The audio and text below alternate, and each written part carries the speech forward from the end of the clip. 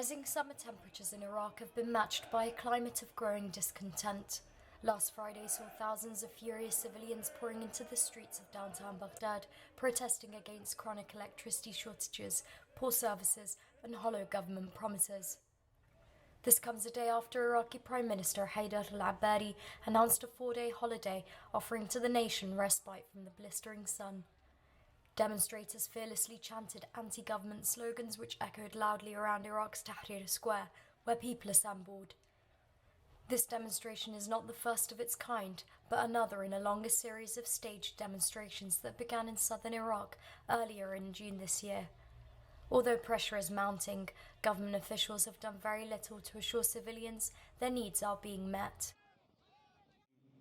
Abadi responded by calling emergency talks with Electricity Minister Qasim Fahdawi. He called for an end to around-the-clock electricity usage by state officials at work and at home in a move to foster equality. But in absence of a longer-term solution, state officials have again reverted to blaming one another for the crisis. Public patience is wearing thin, and discontent is likely to grow like the scorching summer temperatures if demands remain unmet. In Geneva last week, an Iraqi delegation was challenged by a United Nations panel over its government's engagement in torture activities. The delegation, led by Deputy Minister for Human Rights Abdul Karim al-Jannabi, appeared lost for words, promising to provide answers to the questions raised the following day. Is there anyone in Iraq in prison sentenced for torturing another human being? Is there one person? 5, 10, asked Claudio Grossman, chairman of the United Nations Committee Against Torture. Although 12 years have elapsed since American forces stormed into Iraq under the pretext of liberation, human rights organizations show that torture remains as prevalent as it was before then. Spokesman for Iraq's Interior Affairs Ministry, Brigadier Saad Mann, countered allegations by suggesting that rights groups had their facts wrong. He praised Iraq's legal system and stated that all prisoners are treated within the parameters as set by the law.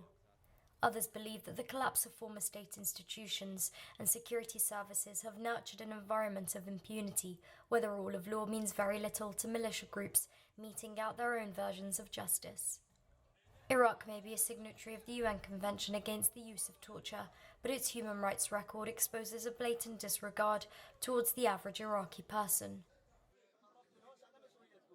Nasiriyah, Iraq. Southern tribes gathered out into the open on Monday to speak truth to Green Zone politicians. Outraged by growing government corruption, tribal leaders organized their own protests to let their frustrations be known. Dissent in Iraq can be heard not only from Sunni tribes but also Shia communities who equally distrust the political elite. Public demonstrations such as this have become commonplace, where people mobilize to be heard and seen. This gentleman can be seen openly criticizing the government for depriving its own population of their own natural resources, which officials have accumulated for personal gain.